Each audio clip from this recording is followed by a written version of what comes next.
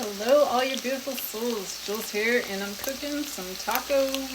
So, do you like tacos? Because I have a cool homemade recipe, and I'll show you. So, we're cooking up the taco meat. I like to use a fresh onion. And for the sauces, we put a little bit of garlic pepper, or if you have garlic powder, onion powder, red pepper flakes, some chili powder. That's going to be your base for the Mexican Hispanic seasoning. Paprika, just a little bit, and some cumin. And if you have some oregano, you can put a splash of oregano. And then the key to this is the shells. Now, I like to take a plate and put a paper towel over it and then pour the meat to soak up any extra grease because I have a sensitive stomach.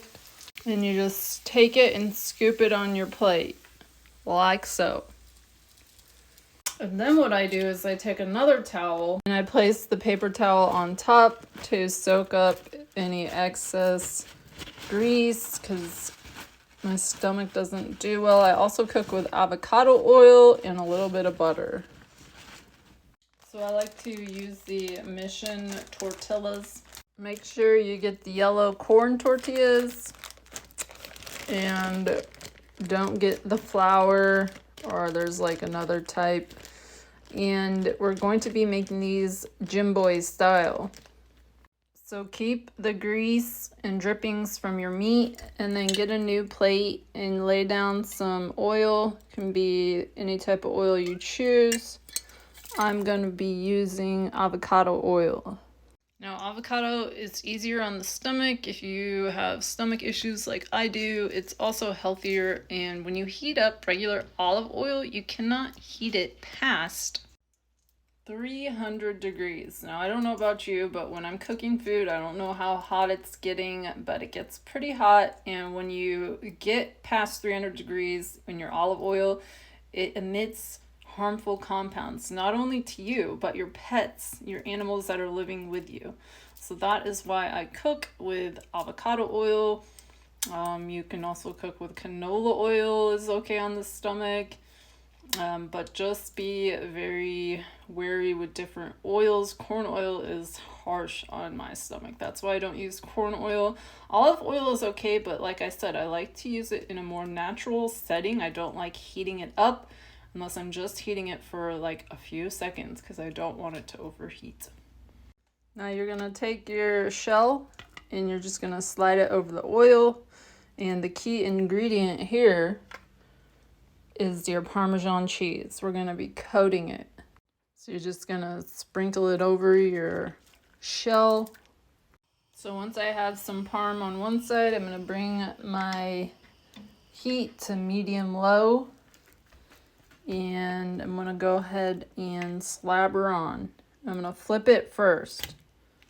And then I'm going to sprinkle the rest of the cheese on the other side. So once you got it in there, go ahead, bring your heat up. And just let it cook. So my heat is almost that high. Popping. So be careful. And you will probably need a I'll show you, a little flipper. There, little flipper. Cook the other side. Now you might have to turn it down low because it hurts when it hits you, but that's your shell. Coated with Parmesan cheese. And if you press it real nice, the cheese will stick to it real nice. There we go. Here's another one, nicely pressed. So here's my taco shells, and then we're gonna add the meat. So there's our meat. And then you can add some cheese up in here. You can add some tomatoes, lettuce, whatever you put on your tacos. But if you're from the West Coast and you are familiar with California, you know Jimboy's, especially in NorCal. So I brought home some Jimboy's taco sauce because it's amazing and they don't have it anywhere else. So this will also add towards the Jimboy's taco taste. So there you have it. It's your homemade tacos. Let's give them a taste. I put some sauce on it. And they're gonna be like a cross between crunchy and hard.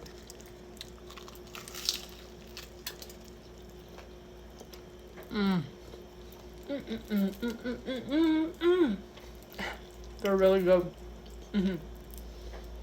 Thanks for joining me, and if you ever want some really good tacos, cook them like that. Much love and light. Jules.